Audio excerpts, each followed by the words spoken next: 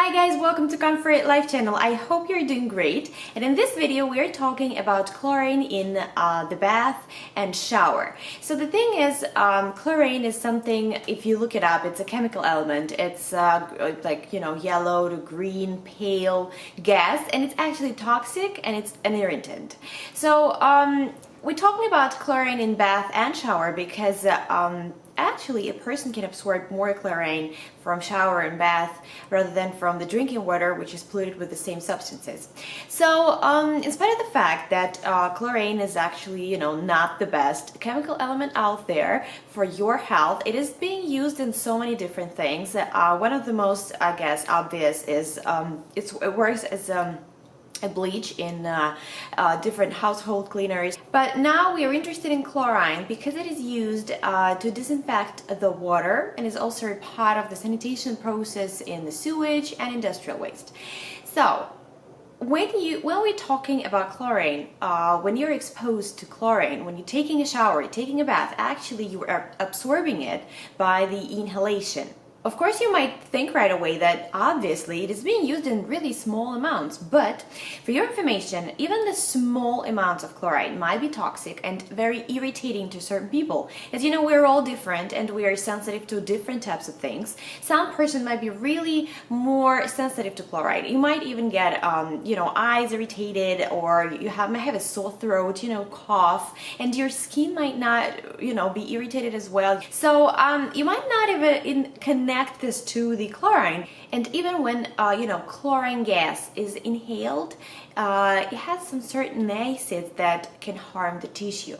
Think about the babies, like the small babies here, because you normally give a bath to a baby almost every day, and your kid is playing there for like good 15-20 minutes, right? And it's a small baby and he is inhaling all this nasty stuff. For the same reason, I never use bleach in my house. I know there's probably some non-chlorine bleach out there, but I never use it because it might be also very toxic, obviously, especially if it's combined with other chemicals. So let's talk about the shower. Shower is something that, let's say, I personally take every day. So in terms of shower, the best idea would be to purchase a shower filter. A regular filter will cost you from $30 to $60, and if the comparison usually is because the $60 one will just last twice longer, which is, I think, a better idea. Why would you, have to remember that within 6 months you have to replace it, or you have to actually replace it? Although it's extremely simple, you could do it on your own, it takes you 5 minutes.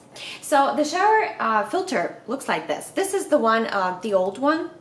I've just replaced it, and I'm really happy with it. I mean, it doesn't bother you. You don't really notice anything. You don't have to do anything. And it gives perfect results. Many people, when they switch to a good shower filter, they notice right away that their hair improves, that their skin feels a lot better, and they actually feel a lot better.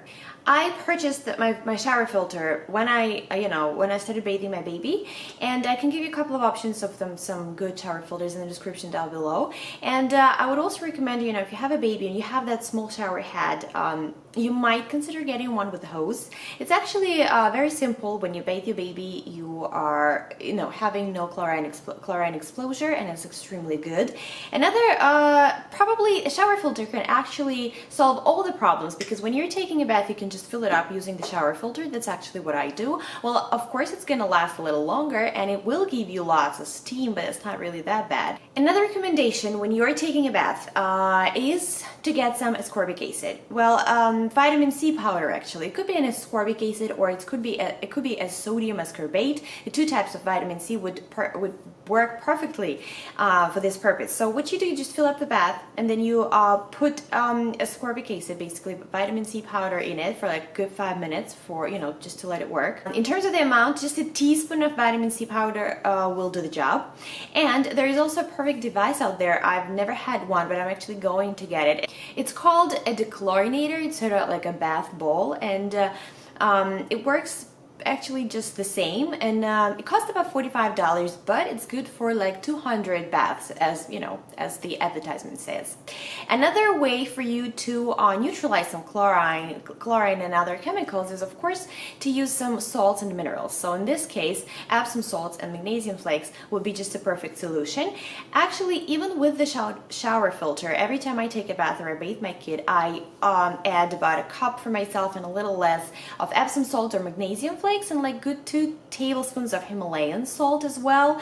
And it also will add up some great health benefits, because Epsom salts and magnesium flakes, because of the magnesium content, very good for your healthy house with the sore muscles. It actually increases your magnesium because it's being absorbed through your skin. It might be good for your body inflammation, good for your nervous system. It's even helpful for some people who are suffering with migraines or headaches.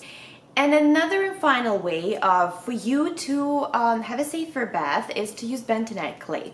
Well, this option here, I would say it doesn't really work well for kids.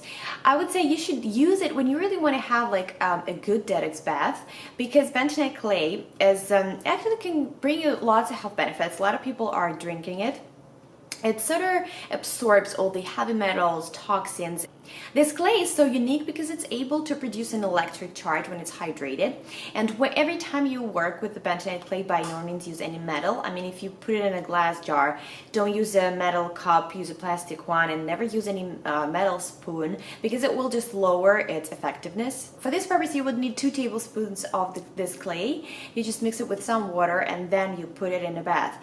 But again, I would say that it's better to use it, let's say, in a combination with vitamin C powder, actually when the chlorine was mostly removed already, because I don't think that's like really maybe that effective, and it kind of looks messy for me, but it's up to you. I mean, in terms of health benefits, it's a great solution out there. Another recommendation probably would be, every time you think about chlorine, it actually doesn't end in your bath, right, or shower water, because when you're taking your kids or you're yourself going to the swimming pool, and if it's an indoor swimming pool, the chlorine gas sometimes it's too much for kids. I mean, so just pay attention to that. So I think these options are pretty simple to follow, and you will definitely find the way that you really like. But I think that filtering shower water and the bath water, it's one of the best ways for you to feel better, because some people are really sensitive to chlorine, and the funniest thing here is that they don't know why they feel this way. So in my opinion, just getting a good shower filter or just a de-chlorinator bath ball will just solve all the problems. I hope you guys like this video. I wish you all the best. I really wish your family to stay very happy and healthy. And if you like this video, please put the thumbs up, subscribe to my channel, and I'll see you later.